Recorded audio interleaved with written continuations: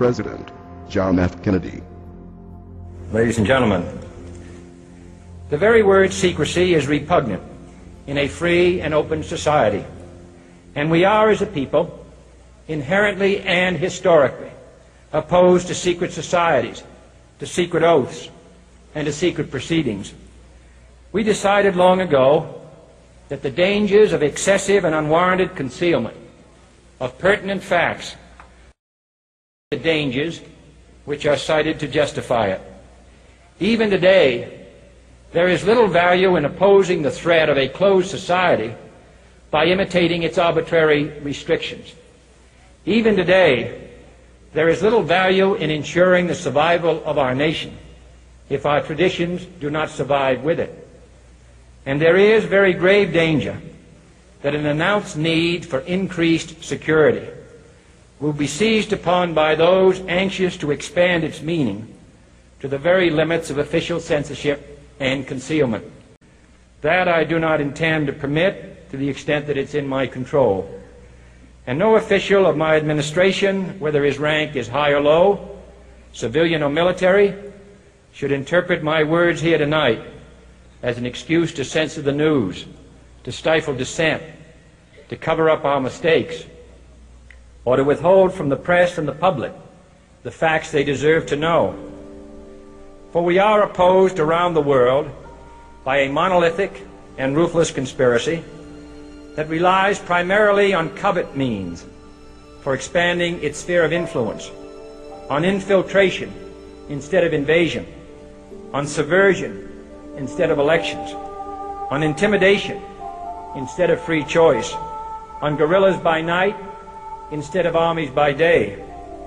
It is a system which has conscripted vast human and material resources into the building of a tightly knit, highly efficient machine that combines military, diplomatic, intelligence, economic, scientific, and political operations. Its preparations are concealed, not published. Its mistakes are buried, not headlined. Its dissenters are silenced, not praised. No expenditure is questioned, no rumor is printed, no secret is revealed.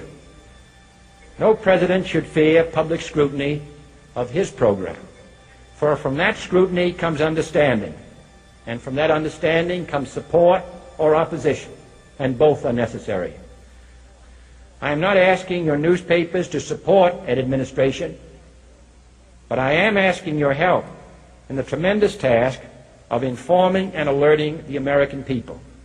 For I have complete confidence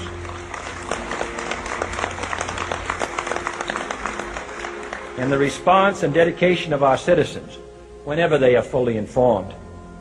I not only could not stifle controversy among your readers, I welcome it. This administration intends to be candid about its errors. For as a wise man once said, an error doesn't become a mistake until you refuse to correct it. We intend to accept full responsibility for our errors, and we expect you to point them out when we miss them. Without debate, without criticism, no administration and no country can succeed, and no republic can survive. That is why the Athenian lawmaker Solon decreed it a crime for any citizen to shrink from controversy.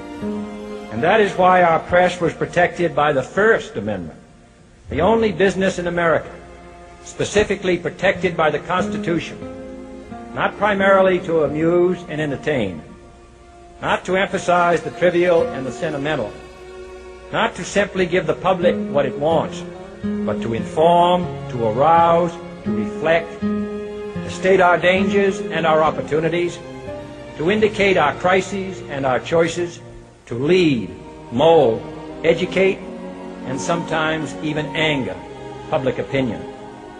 This means greater coverage and analysis of international news, for it is no longer far away and foreign, but close at hand and local.